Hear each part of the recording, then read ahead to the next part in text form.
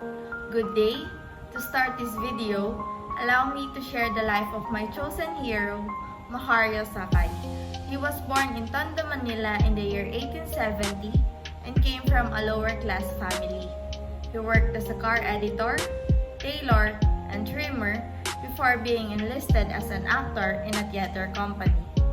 His participation in Tagalog dramas exposed him to different genres such as romanticism, tragedy, and courage. As an actor, his performances and characters made him very much aware of the problems experienced by a colonized people and a conquered nation. And not even a single day would pass without him dreaming of a freedom for his motherland.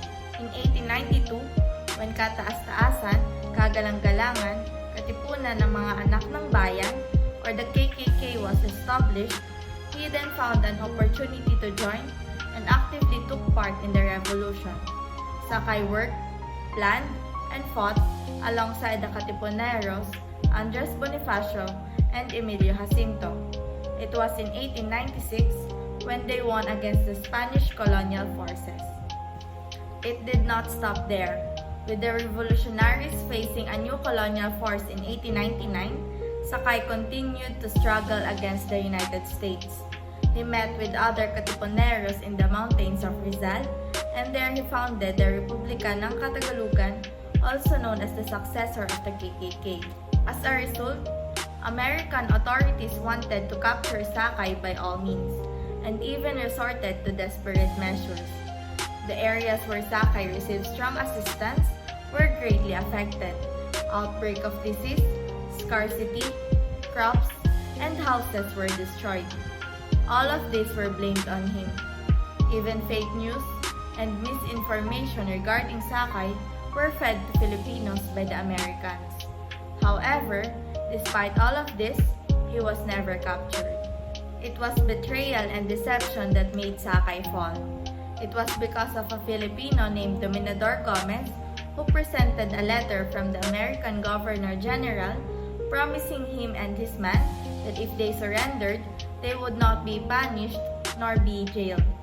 He then took the bait, went down from the mountains, and attended a party hosted by the governor of Cavite. Before midnight, they were surrounded, disarmed, and arrested. During his trial, the letter brought by Gomez disappeared and he was nowhere to be found. Sakay and his men were convicted as bandits. It was on September 13, 1907, General Macario Sakay, a revolutionary leader, patriot, and among the last Filipino to surrender the Americans' colonization, was hanged inside the old Bilibid prison in Manila. I personally considered him as a national hero. I believe that he should be included as he possesses the qualities from the criteria given and be listed together with Rizal, Bonifacio, Aguinaldo, Mabini, Del Pilar, Kudarat, Luna, Aquino, and Silang. First criteria, heroes are those who have a concept of nation and thereafter aspire and struggle for the nation's freedom. Macario Sakay fought for 10 long years for the independence of the Philippines. From the Spaniards' colonization until the Americans, he courageously fought for the Filipino people and stood for the sovereignty of the country. Furthermore, he strived hard for the Filipinos to gain freedom. Second criteria, heroes are those who define and contribute to a system or life of freedom and order for a nation. He established his own constitution during the colonization of the United States to lead the revolutionaries in order to free the Philippines.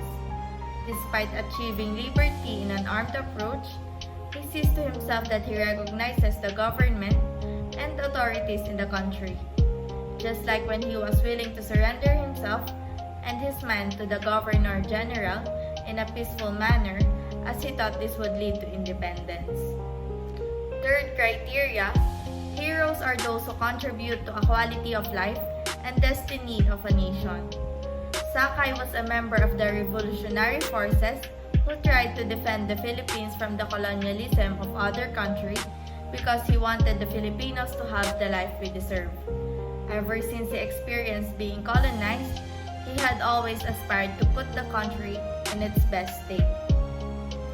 Additional criteria: a hero is part of the people's expression. He was known by the people as one of the last Filipino to surrender against the Americans.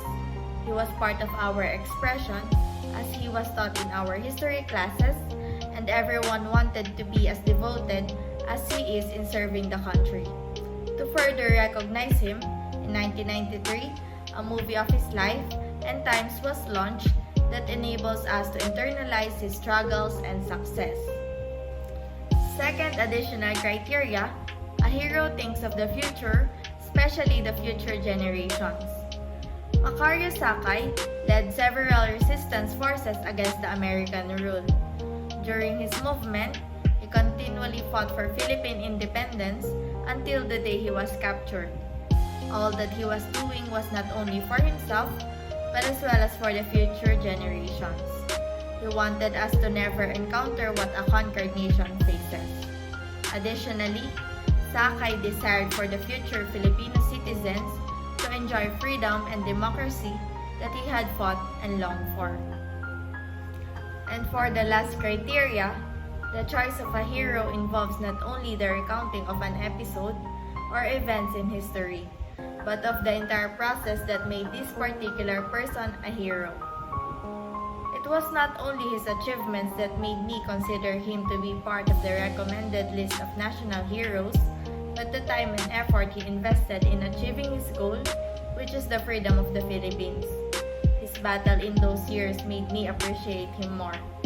It was never easy to be part of a revolutionary movement, having the fact that your life is always at risk. Furthermore, just like Jose Rizal, he had sacrificed his own life, and even up until his last breath, he wishes that independence may be born in the future. With that, it made him a noteworthy patriot of the country.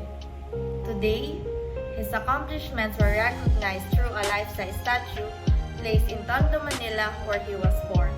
That ends the presentation of my recommended hero. Thank you for listening.